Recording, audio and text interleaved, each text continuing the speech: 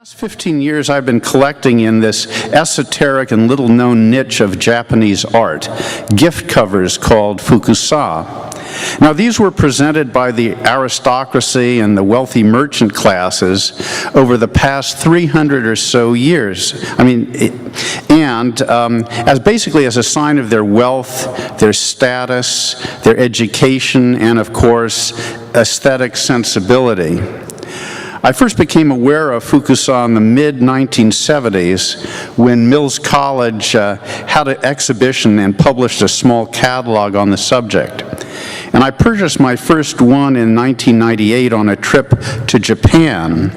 And 6 years ago on another trip to Japan with fellow docents, I was fortunate enough to arrange a private visit to the Miyai Company in Kyoto, which has been one of the major designers and producers of fukusa. Now the second slide, that was about a microsecond ago, it showed the director of the Miyai Company and an assistant. They were sort of leaning over some drawers and showing me some examples.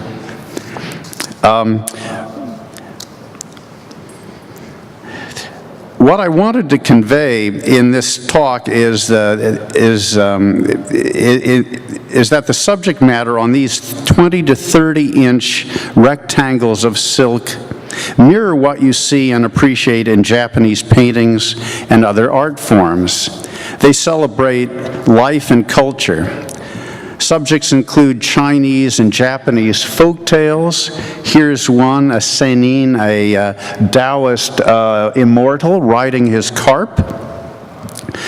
They also show flowers, birds, and all of nature, landscapes real and imagined, celebration of the seasons, the aristocracy with their fans, scholar objects, literary tales, and no plays. This is Kakejido. He is an immortal, and oops, he's gone. Anyway, he gets this elixir of immortality out of chrysanthemum flowers in the morning dew, and he paints with this, and if you should read one of his letters, you will probably live forever. This, by the way, is one of the no-play themes. So, another thing is the aristocracy with their fans, scholar objects, literary tales, and no plays. Also, celebration of the important occasions in life, such as New Year's, marriage, birthdays, academic, and other successes, are all themes. I love these different themes and all the styles and techniques in their manufacture.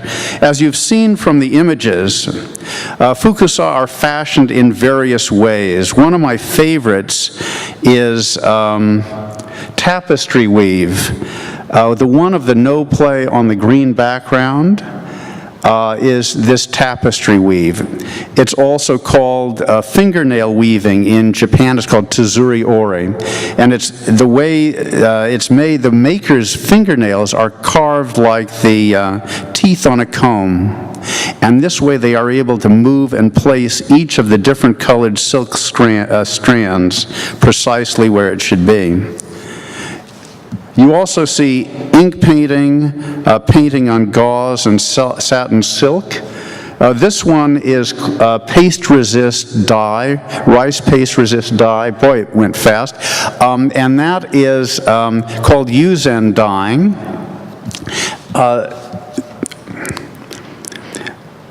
Okay, moreover, many of these different techniques are used together. Ink painting, Yuzen dyeing, embroidered highlights. So the craftsmanship is astounding.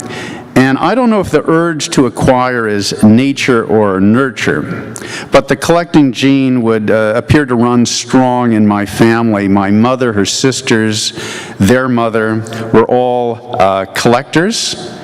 And as a kid, I collected everything. I collected butterflies, fossils, World War II fighter plane cards, autographs, and fishing lures that fishermen lost in the Truckee River near where my grandmother's house was.